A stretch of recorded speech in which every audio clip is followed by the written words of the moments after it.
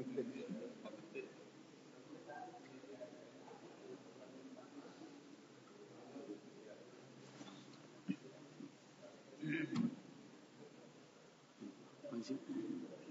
agam sajadah. Kulo biasane ngangge iki KRD.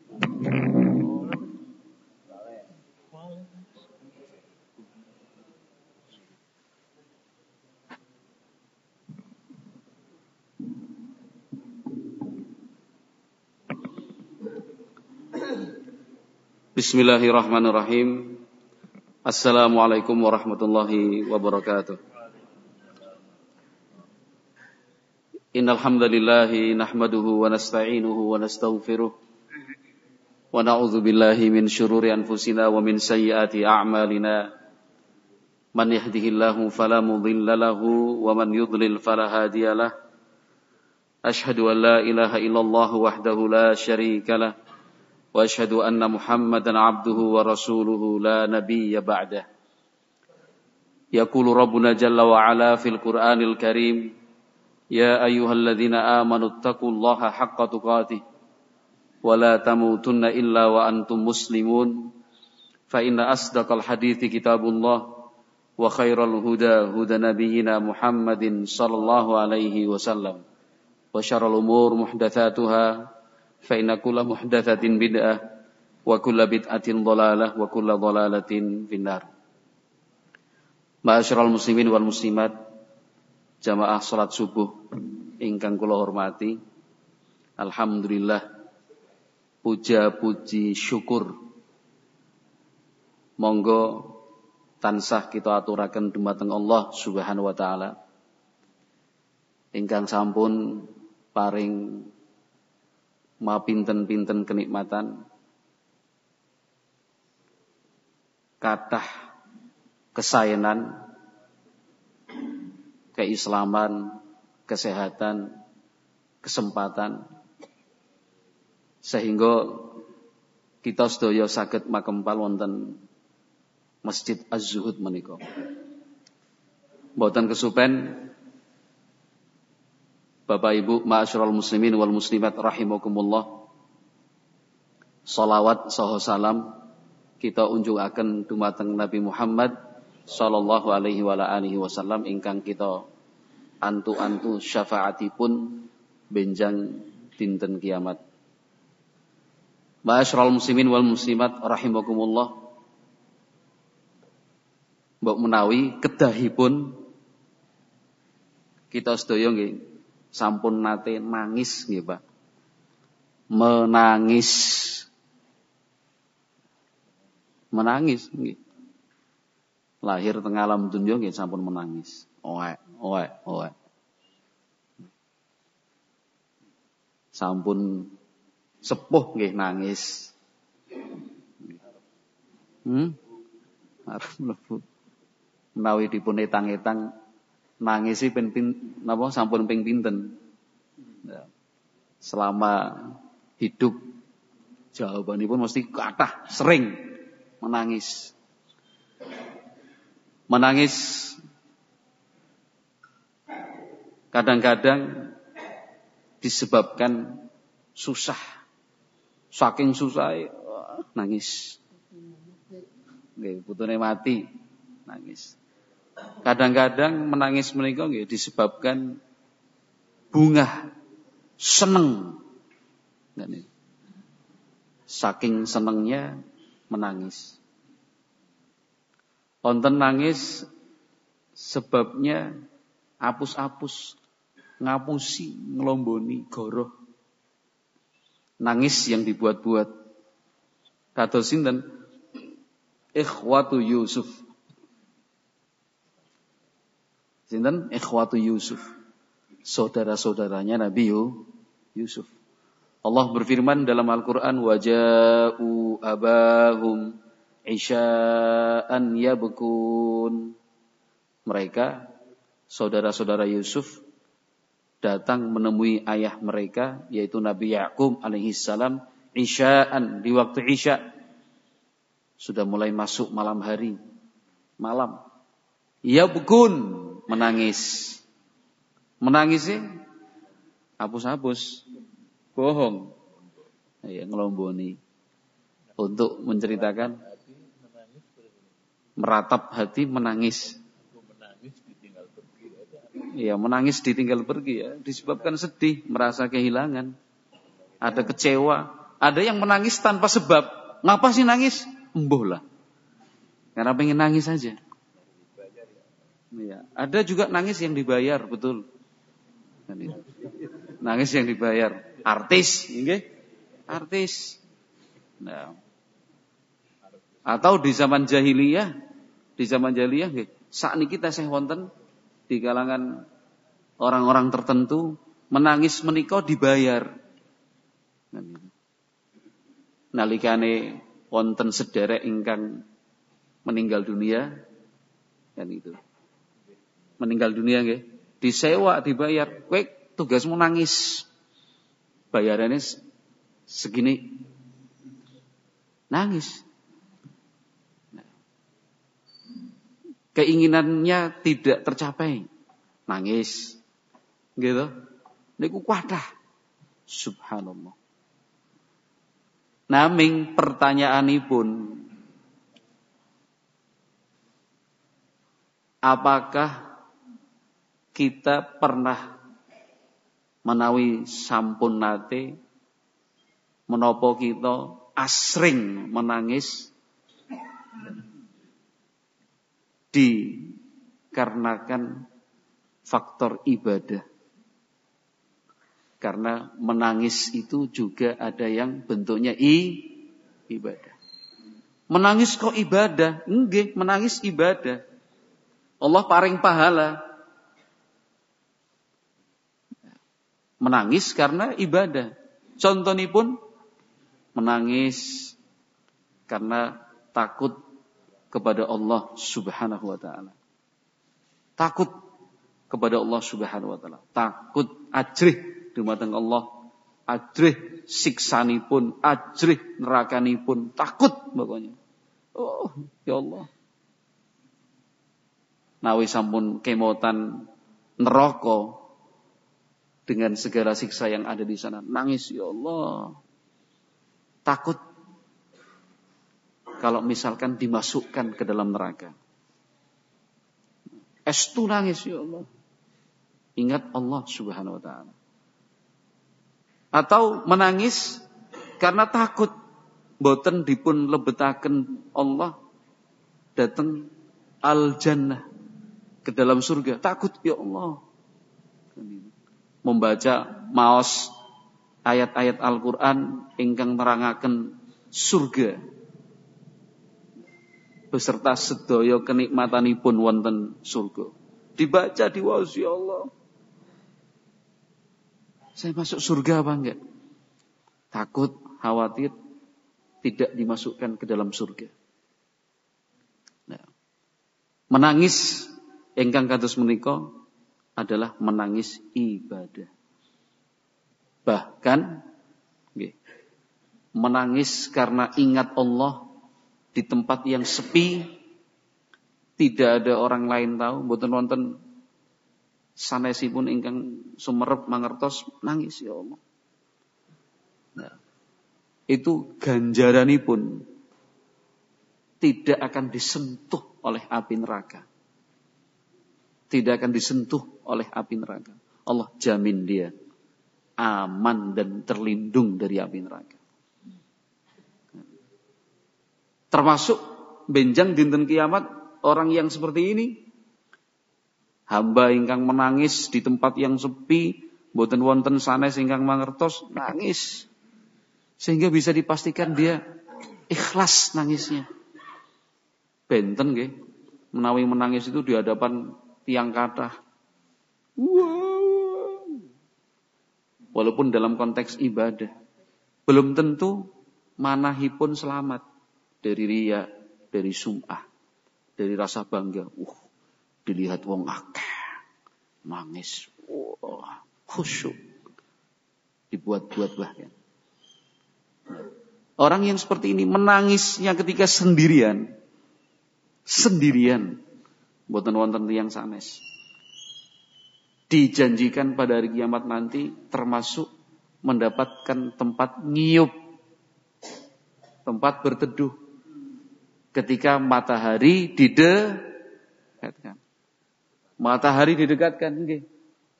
Nah, di atas kepala jaraknya 1 mil, dekat sekali. Itu ada tempat ngiyup sehingga tidak merasakan panas. Ya kan? Warajulun khalian dzakarallaha khalian fabaka. Orang yang sendiri mengingat Allah kemudian menangis. Itu menangis yang sifatnya ibadah. Nah, sekarang menawi kula panjenengan sami menghitung-hitung, ngetang-ngetang jumlah tangisan antaranipun tangisan ibadah dan tangisan yang bukan ibadah. Hasilnya kira-kira pinten? Kinten-kinten pripun Pak Dzakir? Kosong. Maksudnya tidak menangis sama sekali atau lebih banyak nangisnya urusan dunia? Kecil lah gitu. Bukan kosong berarti ya. Maksudnya nangisnya karena ibadah, ya kalau enggak kosong ya 1, 2, 3 lah. Kalau yang nangisnya karena urusan dunia, waduh, banyak. Gagal panen, ditipu orang, rugi, ya kan? Cintanya tidak dibalas, ya kan?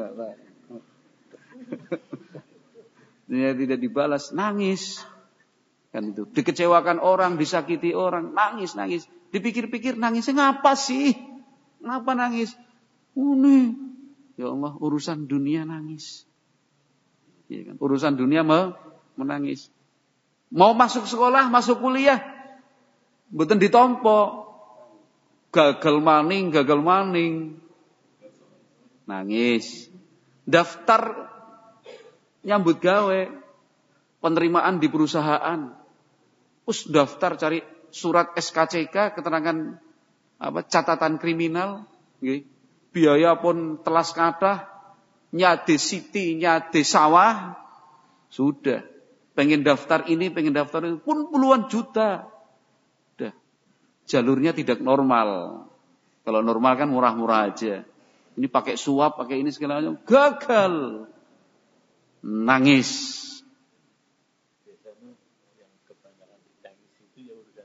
Ya benar, sepakat. Ya kan? Benar. Angel. Makanya kita bahas pagi ini. Jadi kalau urusan dunia nangis terus pokoknya. Ketinggalan sepur, nangis.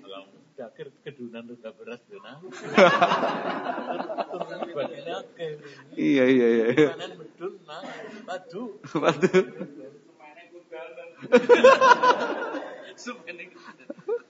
Iya kan akhirnya urusannya apa? Dunia. Ketinggalan sepur, ketinggalan pesawat, nangis. Kan kalah ini, kalah itu, nangis. Urusannya apa? Dunia. Kalau urusan ibadah, ketinggalan sholat jamaah, biasa. Orang jamaah biasa. Kan gitu. Ketinggalan, ketiduran, sehingga tidak bisa sholat witir, biasa. Masih mending nyong sholat subuh. Walaupun tidak sholat witir, mendinglah sholat subuh. Orang witir ya ora apa-apa. Sedih. Kan itu. Tidak sedih maksud saya. Tidak sedih saya. Padahal ketinggalan ibadah. Ketinggalan sepur nangis. Ketinggalan salat orang nangis. Masya Allah. Nah, ini baru pembukaan ini Pak Dzakir, tenang. Dibuat panas dulu pokoknya. Banyak yang senang kan banyak. Yang apa? Nangis senang. Iya nangis senangnya karena urusan dunia juga. Bok anaknya lulus nangis kan itu. Anaknya sembuh nangis kan itu. Lamarannya diterima nangis. Senang banget hatine. Artis-artis itu kan senang nangis. Iya. Kok tahu artis-artis segala. Ngerti loh. Ini orang tua zaman gaul. Karena rerencangannya sama Pak Haji Kemat sama Pak Dakir. Makanya gaul. Nangisnya bukan karena ibadah kan itu.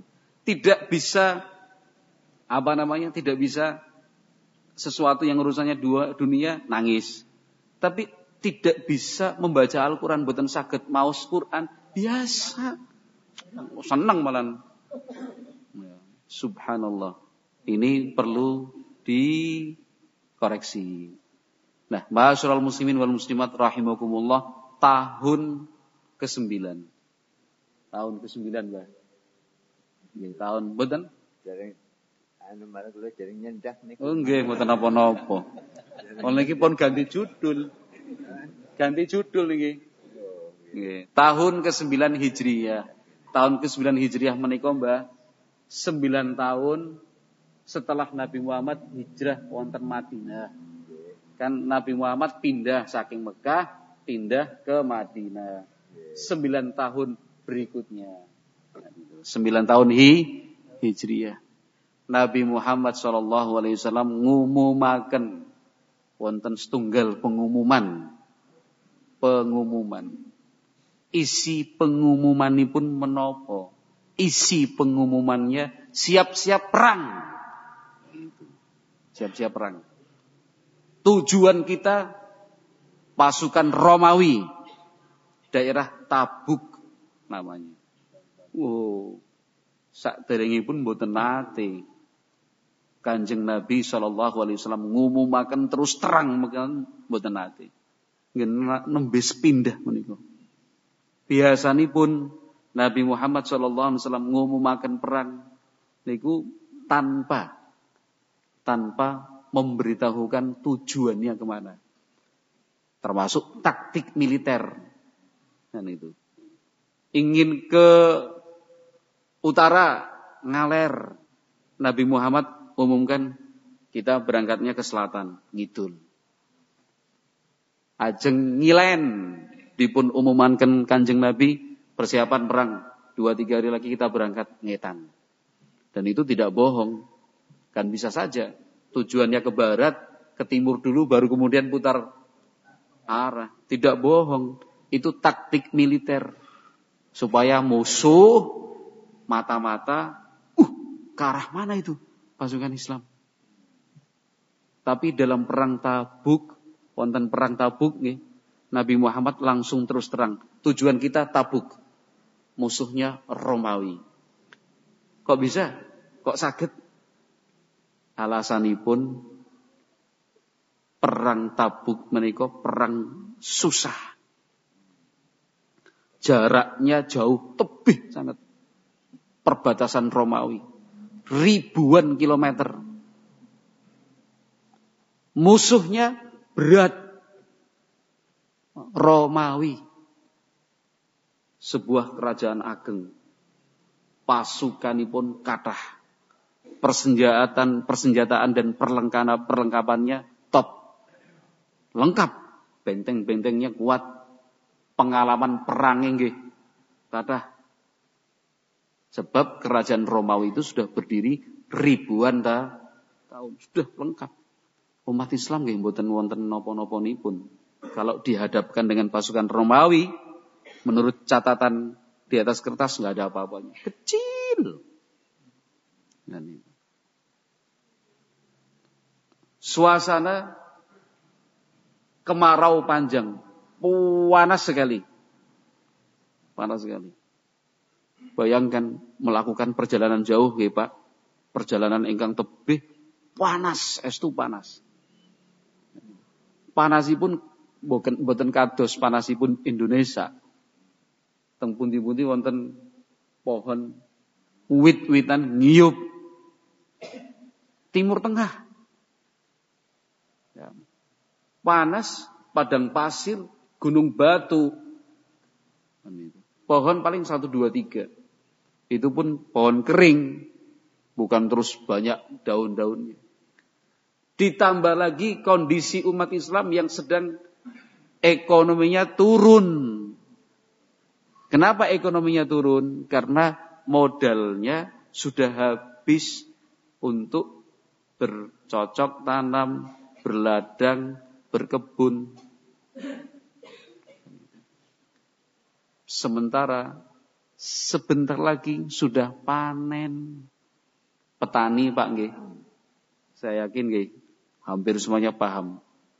Seorang petani itu, petani padi, pas mau panen, sudah tinggal 2 minggu lagi panen, atau 10 hari lagi panen, itu pas nggak punya duit. Ya, keceklik. Kenapa? Duitnya pun telas, artinya nggih. Nggih tumbas benih, tumbas pupuk, buruh tanam, perawatan. Niku pun artine pun hampir telas niku. Padahal sebentar lagi panen. Harapannya nopo panen, hasilnya sae, modal kembali sekaligus keuntungan. Kan begitu nggih? Lah niki kaum muslimin di kota Madinah nggih sami pun tanam nggih. Gandum, anggur, kurma nggih siap panen. Sebentar lagi, 10 hari lagi. Beberapa hari lagi mau panen. Diperintahkan, didhawuhi Kanjeng Nabi mangkato perang. Jadi suasananya susah sekali. Duit pas-pasan. Ekonominya sedang turun. Karena perang itu perlu biaya yang besar, biaya ingkang ageng. Perang loh. Untuk menyiapkan bekal perjalanan. Ninggali keluarga. Belum perlengkapan, persiapan dan persenjataannya. Perlu biaya yang banyak sekali. Sehingga pasukan Islam waktu itu disebut pasukan serba susah. Serba susah. Dalam Al-Quran disebut Al-Usrah.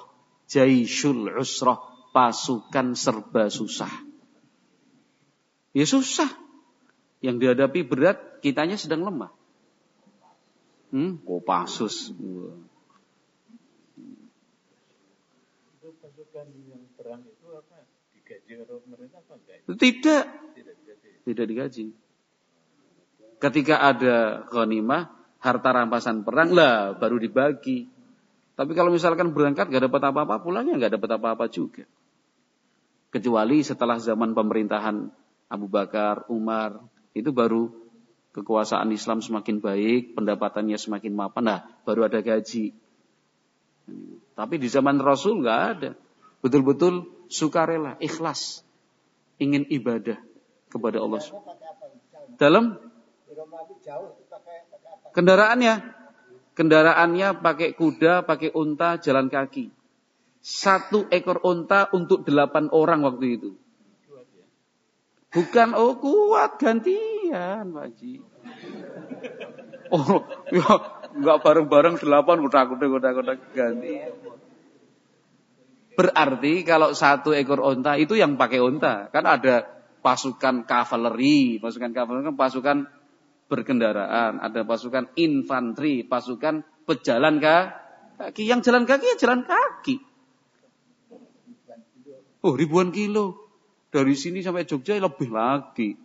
Di sini Jogja berapa? 100. Itu ribuan kilometer. Jauh kok. Jauh sekali. Dan itu panas loh. Panas sekali. Situasinya panas. Malam aja panas apalagi siang. 1 ekor unta itu diceritakan untuk pasukan berkendaraan. 1 ekor unta untuk 8 orang. Berarti kan jarak gantiannya lama. Kalau 2 orang kan sekilo jalan kaki, sekilo naik unta. Kalau misalkan 8 orang, menawi tiap orang menika 1 kilo, berarti jalan kakinya berapa kilo? 7 kilo. Kan 8. 7 kilo. 7 kilo jalan, 1 kilo naik kuda. Itu kalau 1 kilo. 1 unta kan 2 orang atau 3 orang? 8. 1 unta 2 orang. Susah nanti kasihan untanya, perjalanan jauh. Cepat kesel. Cepat capek nanti untanya. Ya kuat sih untuk 2-3 orang. Tapi kalau dari sini sampai Pantai Suwuk mungkin lah. Dari sini ke Pantai Petanan mungkin. Ini kan orang dewasa. berat. Satu tetap. Luar biasa. Nah, ma'asyiral muslimin wal muslimat rahimakumullah, seperti itu juga kita sekarang ini. Ya, kan kita harus mencontoh Kanjeng Nabi, harus mencontoh para sahabat radhiyallahu anhum ajmain. Sekarang ini juga banyak sekali panggilan-panggilan beribadah, ajakan-ajakan beribadah, banyak sekali. Ya. Kita untuk melakukannya merasa susah, berat, kan begitu. Tapi karena itu ibadah, panggilan dari Allah Subhanahu wa Ta'ala. Mulai dari panggilan ibadah untuk ngaji, pengaosan. Tiap subuh. Berat napa mboten ini pengajian tiap subuh? Berat. Gak semua orang bisa. Ada orang siap begadang 2 hari 2 malam duduk. Tapi kalau ya gak kuat. Tapi menawi diajak pengaosan 1/2 jam sudah ngantuk. Gitu. Kalau nonton film bioskop mboten kedep.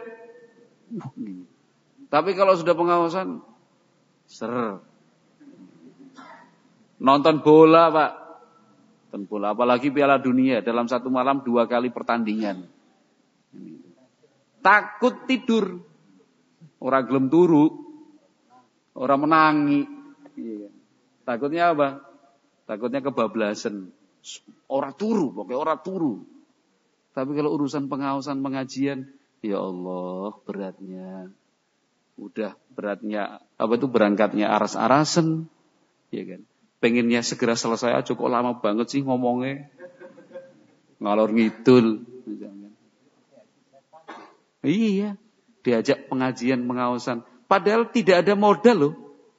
Hanya rawuh pun melampah, gitu. Tinggal jalan kaki aja, tindak biasa, jalan kaki sampai di masjid, dengarkan. Nggak keluar biaya apa-apa. Kan nggak ada uang pendaftaran di sini. Nggak ada uang SPP juga kan? Malah kon medang loh, malah kon medang. Luar biasa. Memang. Nah, sudah nggak bayar, diwedangin maning. Ujal kurang apa? Kan itu. Itu diajak untuk pengawasan. Diajak untuk sholat. Misalkan sholat tarawih lah. Menawi bulan Ramadan. Susah. Oh, orang gelem napa? Imame matane dawa imame. Padahal yang dibaca surat-surat pendek aja sebenarnya. Kan itu.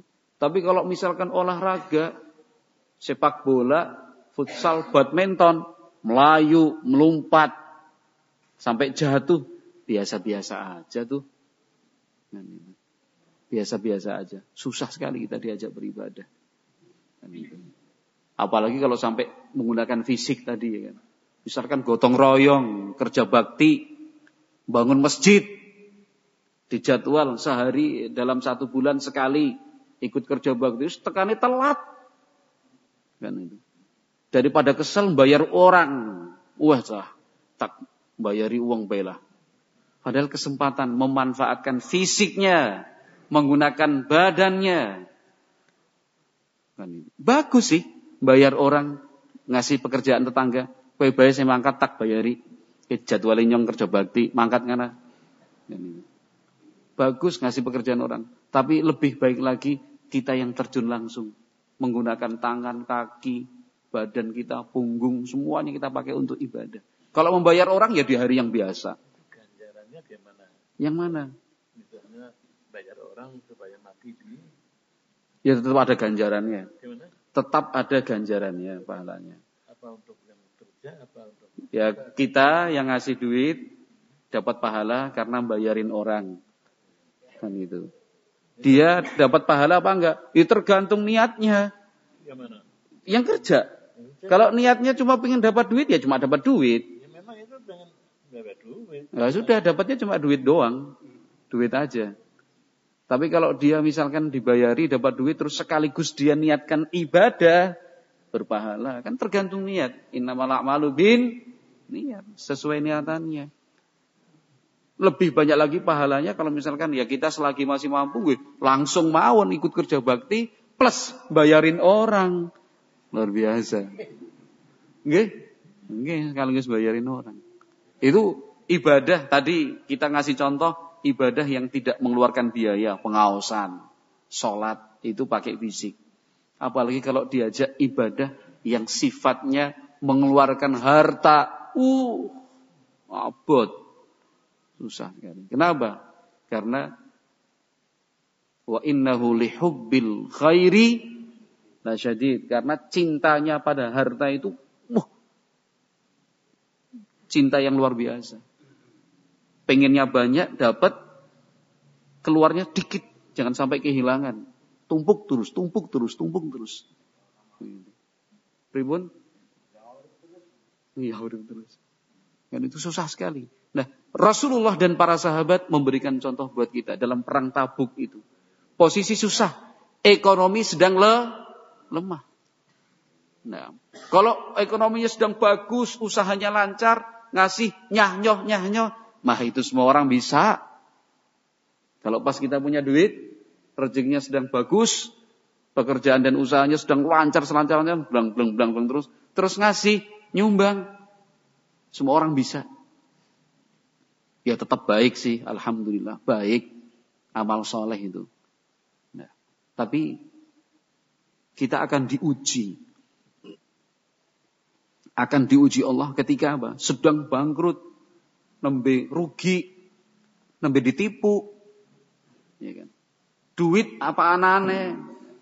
Ya kan? Dalam posisi susah, kita diajak untuk beribadah dalam bentuk harta. Tetap memberi atau tidak. Menyumbang menapa mboten, itu diuji. Nah, para sahabat diuji, yang disumbangkan mboten namung bondo, nyawa. Iya kan? Kita semua kalau diberi pilihan harta atau nyawa, harta aja. Karena harta itu bisa dicari. Nyawa siji ora ono sing adol. Toko bangunannya Pak Kemat aja nggak jual di situ. Padahal toko bangunan serba ada. Kecuali nyawa, ditulis begitu, kecuali nyawa.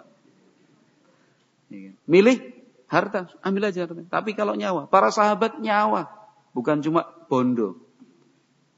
Dalam situasi ekonomi sedang lemah begitu, Rasulullah mengumumkan siap-siap perang. Kenapa Nabi Muhammad memerintahkan dawi siap-siap perang? Karena orang-orang Romawi mengganggu umat Islam di perbatasan. Boten Nabi Muhammad senang perang, boten. Nabi Muhammad ingin membela umatnya. Karena jaraknya jauh di perbatasan, pasukan Romawi sering ganggu, buat kerusuhan dan kericuan. Berangkat perang, kita tunjukkan punya kekuatan. Persiapan. Nah, kaum muslimin, orang-orang yang beriman semangatnya luar biasa. Dalam keterbatasan, nembe susah, sulit, mereka tetap berangkat. Dawuhipun Kanjeng Nabi mangkat. Arep panen, ora panen urusan keri. Ini mau panen loh ini. Mau panen. Urusan belakang panen. Berangkat dawuhipun Kanjeng Nabi sallallahu alaihi wasallam. Duit pas-pasan apa adanya. Semuanya persiapan. Sahabat Utsman radhiyallahu taala anhu nalikane mireng pengumuman saking Nabi sallallahu alaihi wasallam, padahal piyambakipun sahabat Utsman menantunya Rasulullah sallallahu alaihi wasallam sedang mempersiapkan 200 armada, 200 ekor onta lengkap dengan barang dagangannya. Mau menjual, mau ekspor barang-barang dari Madinah dikumpulkan, mau dijual ke Syam. Kemudian beli dagangan untuk dibawa lagi ke Madinah. 200 ekor onta. Kalau kita ya 200 truk melon misalkan. 200 truk melon baru panen mau dikirim ke Bandung. Mau dikirim ke Jakarta. Dan dijual ke sana, nanti truknya balen nyari barang apa lagi di sana, sayur mayur misalkan. Dibawa pulang ke sini. Sahabat Utsman piyambakipun nalikane mireng pengumuman saking Kanjeng Nabi sallallahu alaihi wasallam langsung mengatakan semuanya lillah. 200 unta sekaligus bahan makanan pokok di atasnya saya serahkan untuk jalan Allah Subhanahu wa taala. Bukan cuma bahan makanannya, sak unta-untanya. Nek zaman sekarang nggih 200 truk, sak truknya semuanya fisabilillah. Wah. Cekap dereng. Sahabat Utsman nambah malih. Lah kalih 100 unta niku pun kathah nggih. Nah, pun tambahi sampai totalipun pinten untanya 600 ekor unta. Kudanya 100 ekor kuda. Uangnya 1000 keping uang emas. Bukan uang kertas seperti sekarang. Uang emas. Betul-betul emas. Fisabilillah semuanya. Nabi Muhammad SAW ngendika, "Ma dharra Utsman ma amila ba'dal yaum." Apa yang dilakukan Utsman hari ini itu tidak akan memadharatkan setelahnya nanti. Dijamin masuk surga. Dijamin masuk surga. Wah, Masya Allah. Ternyata surga itu murah. Murah itu maksudnya apa? Bisa ditebus. Walaupun kita untuk melakukannya berat. Ngasih bantuan-bantuan surga. Sahabat Abu Bakar As-Siddiq radhiyallahu taala anhu jaa bimalihi kullihi. Sahabat Abu Bakar As-Siddiq radhiyallahu taala anhu manggihi Kanjeng Nabi sambil membawa semua hartanya. Yang ada di rumah apa? Duit cash apa segala macam yang ada kasih untuk Nabi sallallahu alaihi wasallam. Wa jaa Umar bin nisfi malihi. Sahabat Umar datang menemui Nabi Muhammad membawa separuh hartanya. Ada yang sekian banyak, Al-Abbas bin Abdul Muthalib, Muhammad bin Maslamah, masing-masing sahabat datang memberikan apa yang dia bisa kasih. Ada seorang sahabat memberi bantuan itu dengan setangkup kurma begini. Kurma. Karena kurma itu kan bahan bekal makanan untuk perjalanan, iya kan? Kuat. Awet gitu. Kandungannya banyak. Itu nyumbangnya sekian, Pak. Tidak mau ketinggalan. Lebih sana kurma ya kurma. Sing melarat orang pengen ketinggalan. Tidak ada satupun orang yang beriman saat itu, tidak ada satu orang pun sahabat yang mau ketinggalan. Enggak rela pokoknya kalau ketinggalan. Kasih nyuh. Begitu. Yang lain karena banyak ngasih banyak. Ini sahabat datang cuma bawa segenggam kurma. Kasih. Lebih sana segenggam kurma ya segenggam kurma. Jangankan segenggam kurma, Kanjeng Nabi ngendika ittaqun nara walau bisyikki tamrah, walaupun secuil kurma. Ini segenggam kurma. Kasih. Luar biasa. Tidak mau ketinggalan dalam urusan ibadah. Nah, enggak mau ketinggalan dalam urusan. Orang munafik pripun? Wah, orang munafik ya bertolak belakang. Namanya Al-Jad. Diajak berangkat perang. Untuk ikut berangkat. Orang munafik ini. Katanya, Muhammad jangan gitu dong. Kata orang munafik ini. Kamu pengen melihat saya nanti tergoda sama perempuan-perempuan Romawi itu? Gitu katanya. Karena ceritanya di zaman itu perempuan Romawi itu terkenal dengan kesempurnaan fisiknya. Iya kan? Secara fisik cantik, udahlah nggak usah dilanjutin. Banyak yang sepuh di sini. Malah pengalaman. Jadi begitu. Perempuan Romawi itu dikenal punya kecantikan dan kesempurnaan fisik. Lah orang munafik ini beralasan kepada Nabi, nanti kalau saya berangkat ke sana terus tergoda gimana coba? Kata dia, la taftinni. Jangan engkau bawa aku untuk kemudian tergoda, terfitnah wanita-wanita Romawi. Allah Subhanahu wa taala berfirman dalam Al-Qur'an, "Wa minhum man yaqulu i'dzan li wa la taftinni. Ala fil fitnati saqatu wa inna jahannama lamuhitatun bil kafirin." Surat At-Taubah.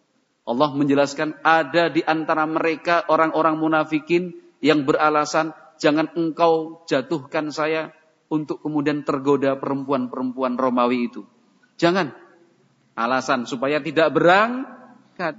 Dia mengatakan, saya nggak tahan kalau lihat perempuan Romawi. Jangan, saya nggak mau berangkat.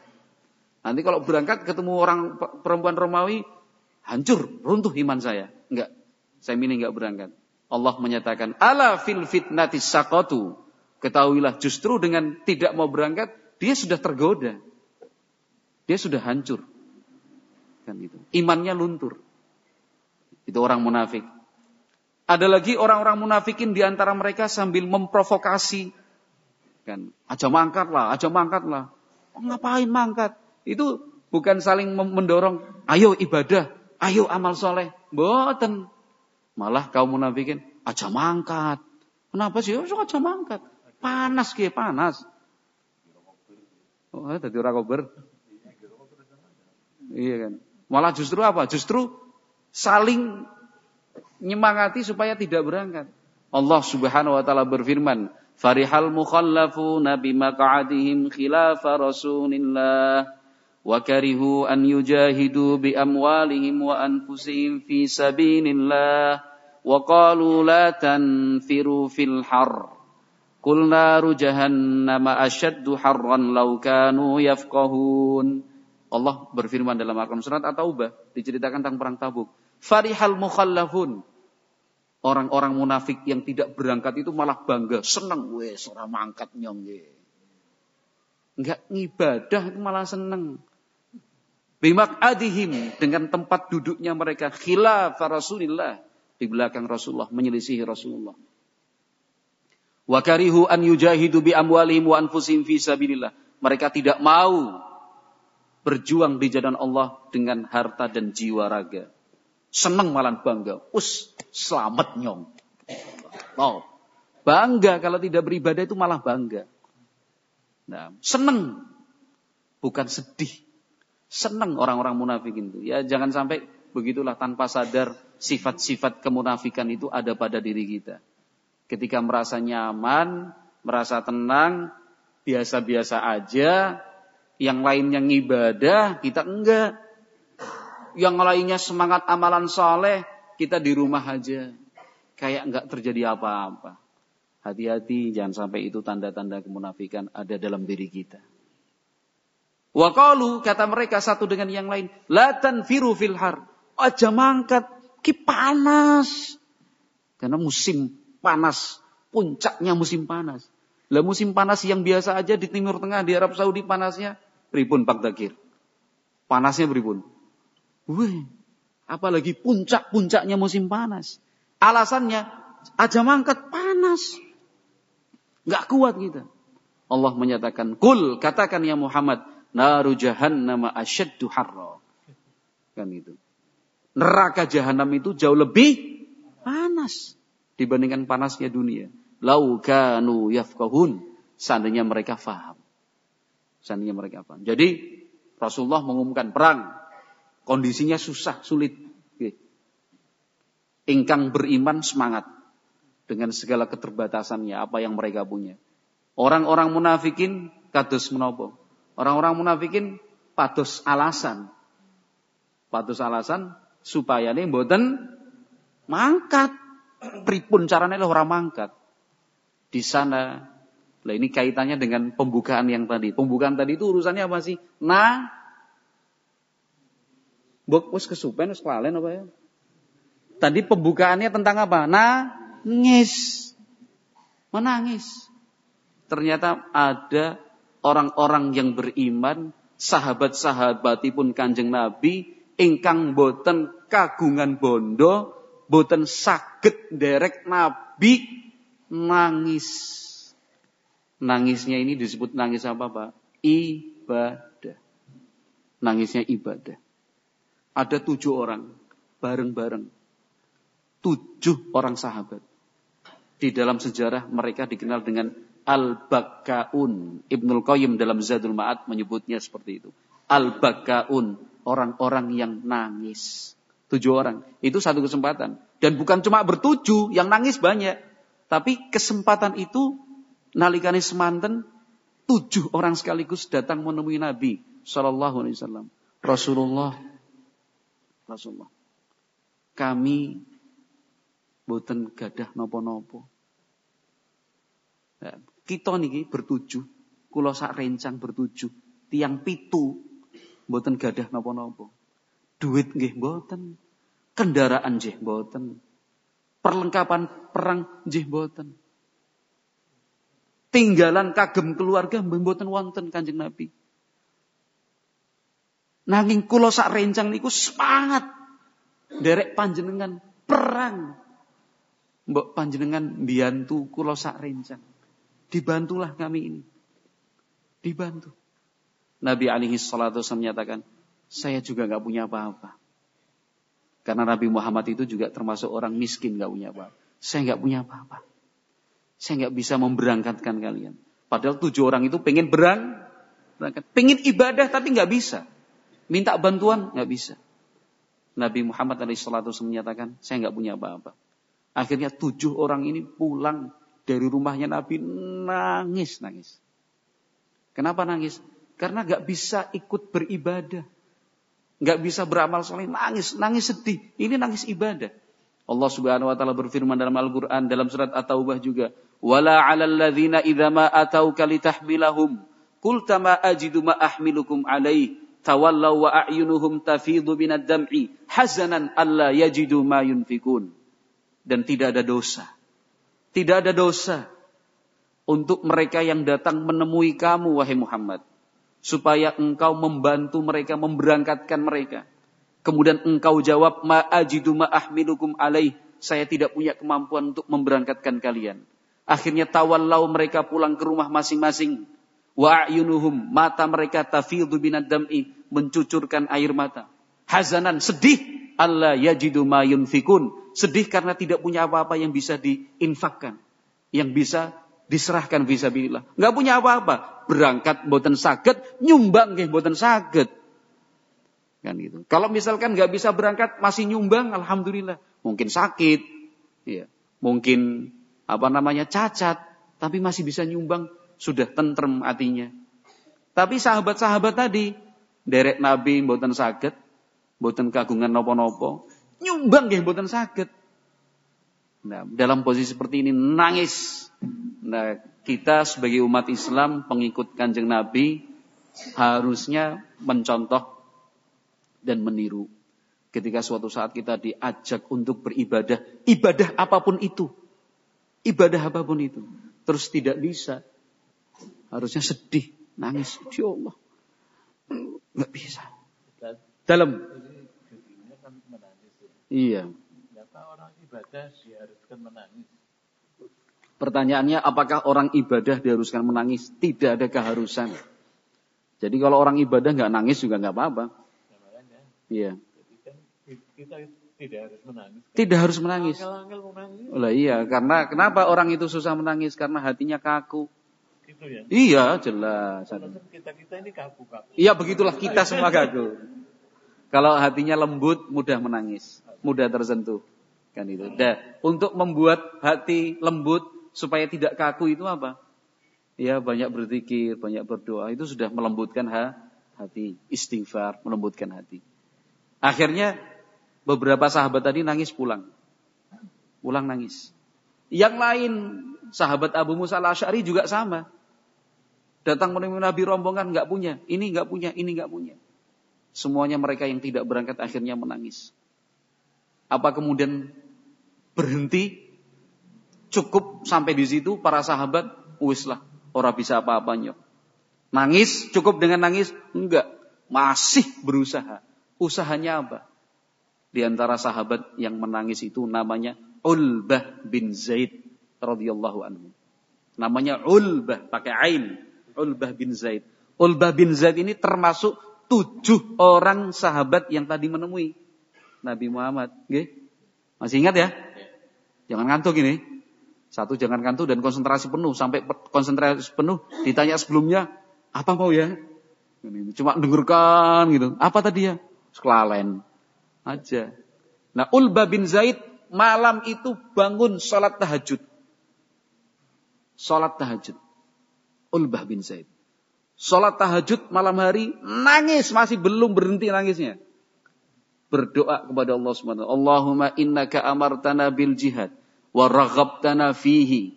Ya Allah, Engkau perintahkan kami untuk berjihad mengikuti Nabi-Mu.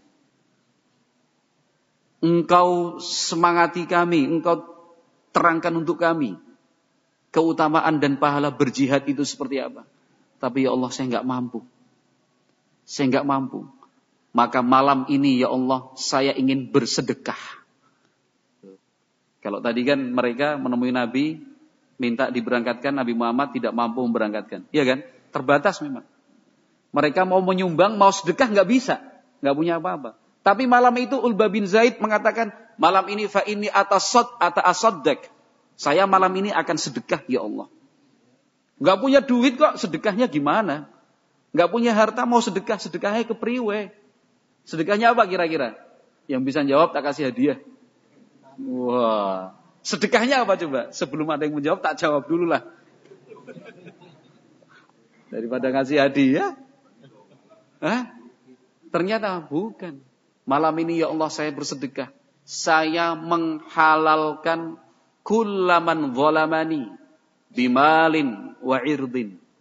Malam hari ini ya Allah saya maafkan semua orang yang pernah menzalimi saya. Saya maafkan semuanya.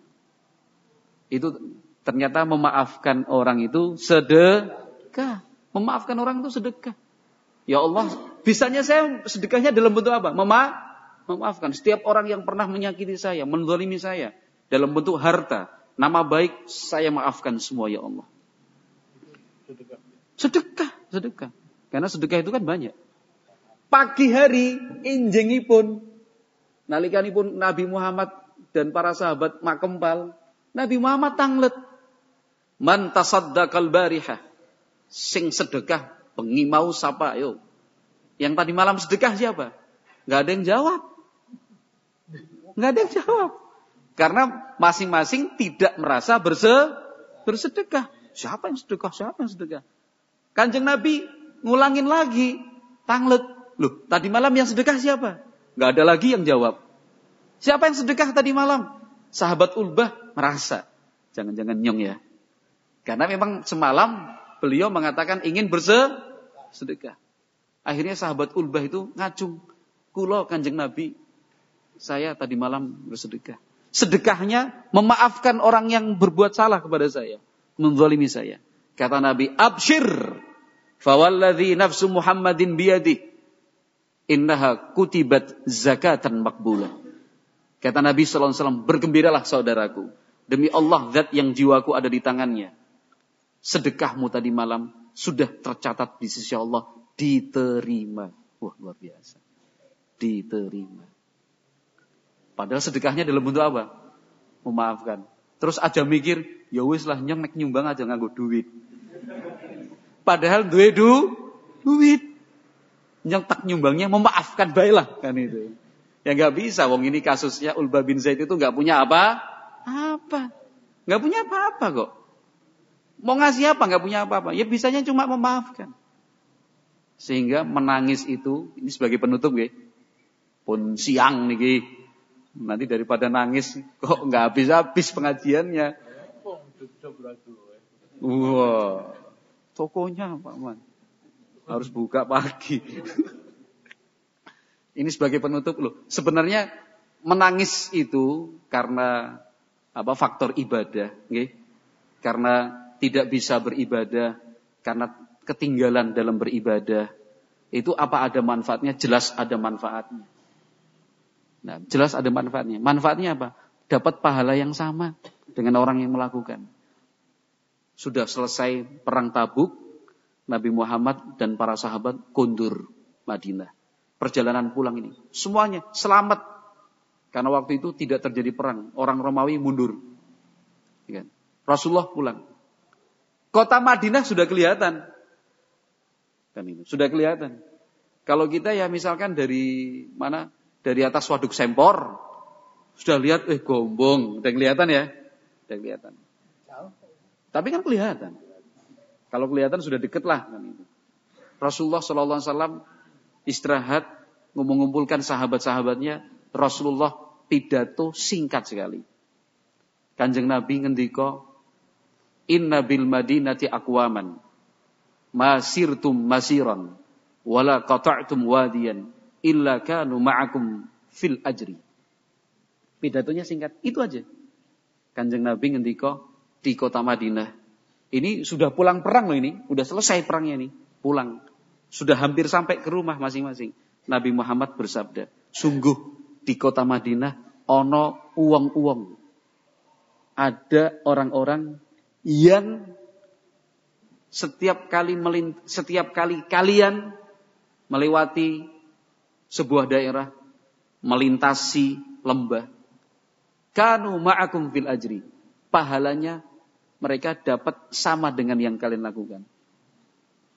Boten derek perang, tapi angsal pahala perang. Enggak berangkat perang, tapi dapat pahala perang. Sama. Kenapa? Karena tadi nangis. Ingin berangkat tapi enggak bisa. Niatnya luar biasa. Begitu. Para sahabat kan bertanya-tanya, wahum bil Madinati ya Rasulullah. Kanjeng Nabi, mereka itu di Madinah. Iya, di Madinah, kata Nabi. Di Madinah, gak kemana-mana, gak ikut.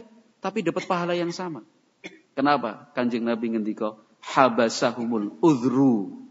Mereka tertahan. Karena ada penghalangnya. Udhur. Karena memang tidak mampu. Gak bisa berangkat. Padahal ingin berangkat. Ternyata tercatat mendapatkan pahala yang sama. Kok bisa orang angkat kok pahalanya sama? Yaitu kemurahan dari Allah Subhanahu wa taala. Enggak usah protes, yang ngasih Allah kok protes.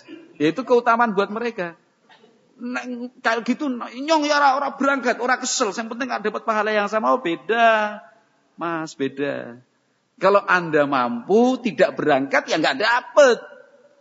Kan itu. Apalagi enggak ada niat.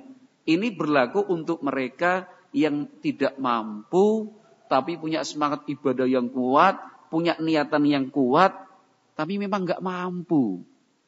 Nah, apalagi yang punya kemampuan, kemudian dia berikan kemampuan itu fisabilillah, jelas pahalanya lebih banyak. Jelas pahalanya lebih banyak itu bagi yang mampu. Maka selagi mampu, mari kita sambut seruan-seruan ibadah itu. Selagi mampu, ayo. Selagi mampu ini sebelum waktunya habis, ya kita perbanyak amal ibadah. Kalau ada di antara kita yang hadir saat ini merasa tidak mampu dan memang betul tidak mampu, menangislah. Karena menangis itu dalam bentuk ibadah. Wallahu a'lam bishawab. Kita sekali saja. Jadi tadi keterangan sedekah. Iya. Kalau dimaafkan itu termasuk amal apa tadi? Amal memaafkan orang termasuk bentuk sedekah. Sedekah. Iya. Nah kalau orang yang sering menzalimi orang, itu kan selalu dolim, apa itu harus dimaafkan terus begitu? Sekarang misalnya dolim sama saya, saya maafkan, sama dia juga dolim lagi, apa orang itu perlu dimaafkan? Ada dua langkahnya. Jadi pertanyaannya ada orang berbuat zalim terus, ganggu terus. Apa dimaafkan? Pertama, yang terbaik dimaafkan dalam arti apa? Kita tidak menuntut hak kita kepada Allah. Pahala, sedekah itu. Yang kedua, kita punya kewajiban mengingatkan. Jadi bukan cuma memaafkan, terus tak ngapura. Itu tidak akan merubah dia. Kita maafkan, tapi juga kita ingatkan. Itu cara yang terbaik. Jadi bukan cuma, tak maafkan.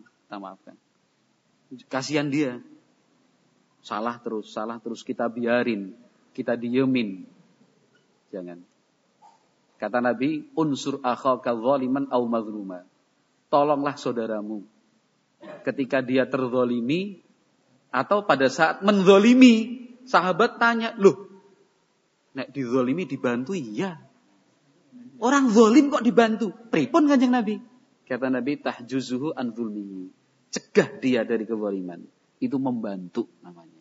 Oh, begitu ternyata. Angel. Lapor polisi. Polsek dekat. Nah makanya gitu kan. Iya. Kalau sampai mengganggu, meresahkan masyarakat, lapor polisi. Ada Babin Kamtipmasnya, lapor. Pak, sering ganggu. Nah, gitu. Wallahu a'lam bishawab. Cukup sekian, jam 6:07. Subhanakallahumma wa bihamdik, asyhadu an la ilaha illa anta astaghfiruka wa atubu ilaik. Wassalamualaikum warahmatullahi wabarakatuh.